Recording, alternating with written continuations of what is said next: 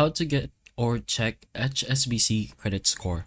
So first, we're gonna have to explain what a credit score is, since you won't be able to get your credit score details directly from the HSBC bank, since as we mentioned, it is just a bank, and you're gonna need to get this information from a credit bureau. So an explanation though is that a credit score is a value that reflects your risk in paying off loans and credit card dues. Your credit score is based on your past credit behavior, and it's important to have good financial habits as soon as you get your first credit card or loan. But basically is information over here on how you actually get your credit score. So your credit data is assessed by credit bureaus.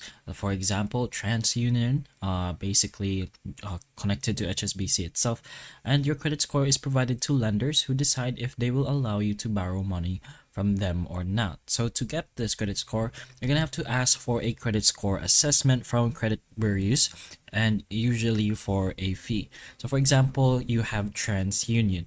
So this is a credit report app as well, so just go ahead and put in your details over here, and then you will be able to get your credit score report from usually HSBC or whatever you went for a credit or loan for in this app itself. But that's basically explanation on how this process could work. So hopefully the information of this video can help you, and if it can, please like and subscribe for more videos like this, and that's all.